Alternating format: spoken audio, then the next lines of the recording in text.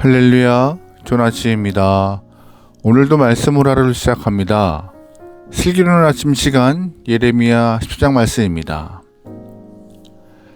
조선시대 최고의 성군이었던 세종대왕은 제위 32년 동안 199회의 기우제를 지냈다고 합니다. 산술적으로 계산해보면 연평균 6회가 넘는 기우제를 지내는 것인데요. 당시 천수답, 즉 빗물에 의하여서만 벼농사를 재배할 수 있는 논이 농토의 80% 이상을 차지하였을 때이기 때문에 하늘에서 비가 내리는 것과 임금의 덕은 절대적으로 상관관계가 있다라고 백성들은 믿고 있었습니다. 그러다 보니 적절한 때 비가 적당하게 내리면 임금의 덕이 하늘을 감동시킨 것이고, 반대로 비가 내리지 않으면 임금의 덕이 부족하다라고 믿은 것이죠. 나라마다 정도의 차이는 있지만 대부분의 농경 민족들은 비와 리더의 덕을 상관관계로 만드는 습관이 있었습니다. 오늘 본문에도 남유다의 가뭄이 등장하는데, 남유다의 임금과 비를 연관시키는 것이 보통이겠으나 남유다의 가뭄이 임금 한 명만의 잘못이 아니라고 말하는 것입니다. 리더부터 모든 백성에 이르기까지 하나님의 뜻을 망각하고 우상 숭배한 결과 하나님은 남유다에 심각한 기근을 보내신 것이죠. 임금 한 명의 잘못이 아닌 거예요. 모든 백성이 잘못을 했고 모든 백성이 고통을 받고 있었다는 것입니다. 4절 말씀이에요. 땅에 비가 없어 지면이 갈라지니 밭 가는 자가 부끄러워서 그의 머리를 가리는도다. 들이 암사슴은 새끼를 낳아도 풀이 없으므로 내버리며 들나귀들은 벗은 산 위에 서서 승냥이 같이 헐떡이며 풀이 없으므로 눈이 흐려지는도다. 아멘. 기근이 길어지면서 가진 자나 못 가진 자나 배운 자나 배우지 못한 자나 남녀노소 가리지 않고 모두가 고통스러운 상태였습니다. 그럼 권력 있는 사람은 편했을까요? 3절 말씀입니다. 귀인들은 자기 사환들을 보내어 물을 얻으려고 하였으나 그들이 우물에 갔어도 물을 얻지 못하여 빈 그릇으로 돌아오니 부끄럽고 근심하여 그들의 머리를 가리며. 아멘. 3절에서 말하는 귀인들은 귀족들, 즉 권세를 가진 사람들을 말합니다. 그런데 이 귀족이라는 사람들도, 권세가 있는 사람들도 가뭄에서 벗어날 방법이 보이지 않습니다. 여러분, 질문 하나 드려볼게요. 이 귀인이라고 하는 사람들이 기근 이전에 어떻게 살았을까요?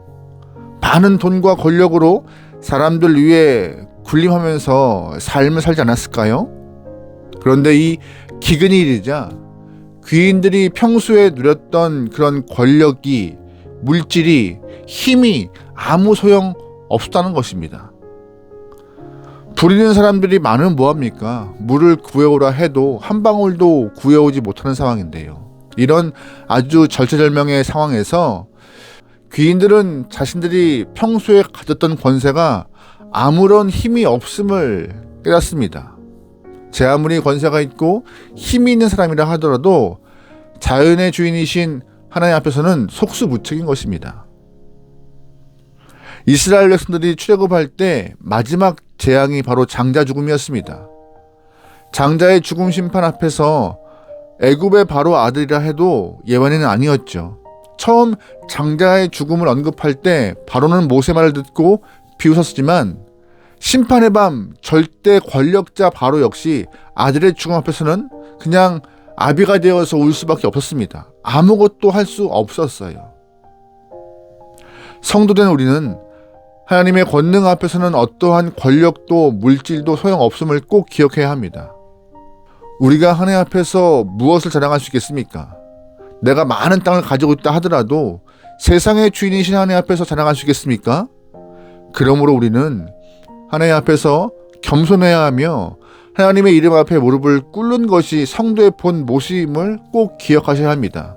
기억만이 아니라 그러한 삶을 사셔야 해요. 여러분의 삶에 겸손으로 주 앞에 다가갈 수 있는 귀한 영혼 삶을 되기를 주의 이름으로 축원합니다. 아멘. 또 말씀을 계속 보니까는요, 하나님은 기근을 통하여서 남유다에게 깨닫게 하고 싶은 것이 있으셨는데, 이 자연현상으로의 가뭄보다 영적 기근이 더 무섭다는 것을 알려주고 싶으셨습니다. 하나님이 남유다에게 먼저 영적 기근을 보내셨어요. 그렇다면 이 영적 기근의 해결책은 무엇일까요? 우리 영혼이 하나님의 말씀을 먹어야 이 영적 기근이 해결되는 것입니다. 그럼에도 불구하고 남유다 백성들은 영적 기근 앞에서 아무것도 느끼지 못하고 있는 상태였어요. 10절 말씀입니다. 이에 내가 말하되 슬프도소이다. 주 여호와여 보시옵소서. 선지자들이 그들에게 이르기를 너희가 칼을 보지 아니하겠고 기근은 너희에게 이르지 아니할 것이라. 내가 이곳에서 너희에게 확실한 평강을 주리라 하나이다. 아멘. 10절 말씀 보면은요, 선지자가 등장하는데 이 선지자는 다 거짓 선지자를 말하고 있는 것입니다. 권력에 기생하는 거짓 선지자들이 기근이 임하지 않을 것이다, 칼이 임하지 않을 것이다 라고 말하면서 평안을 외칩니다. 평안할 것이다, 걱정하지 말라, 왕이시여 잘하고 계십니다. 이렇게만 하시면 앞으로도 큰 문제 없을 것입니다.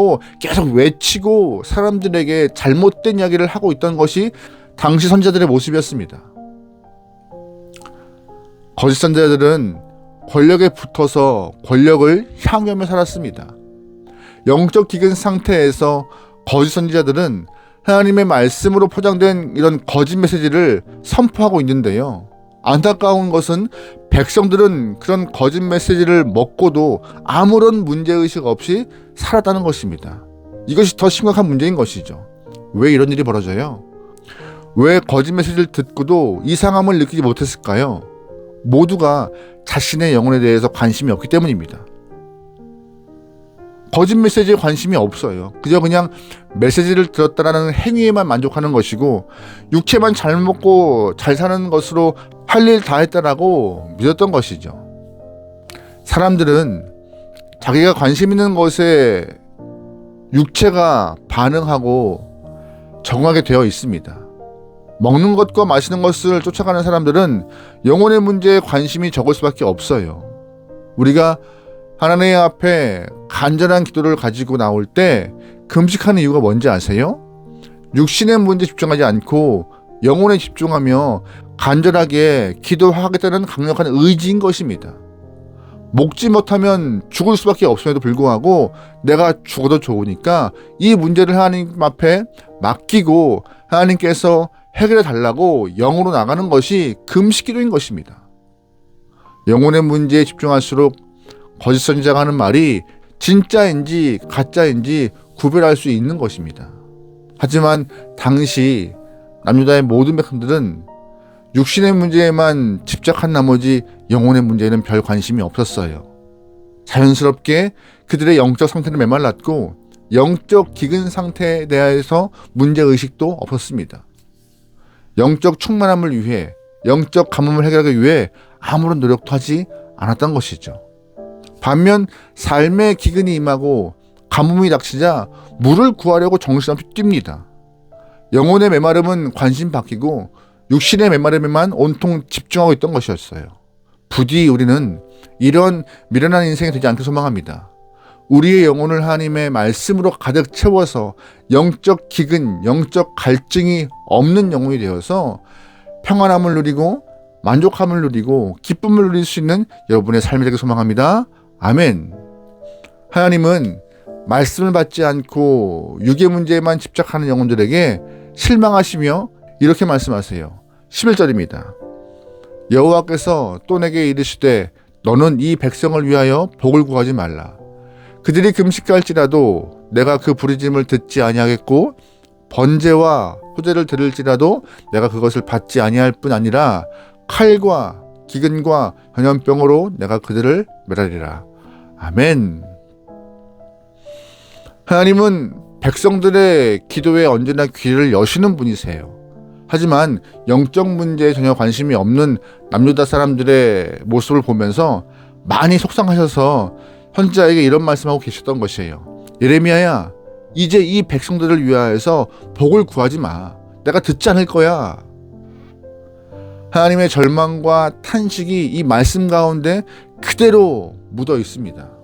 하지만 하나님은 이렇게 말씀하신 후에도 울고 계셨던 하나님이십니다. 10절이에요.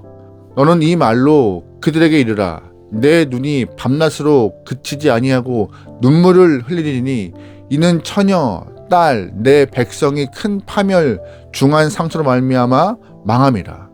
아멘.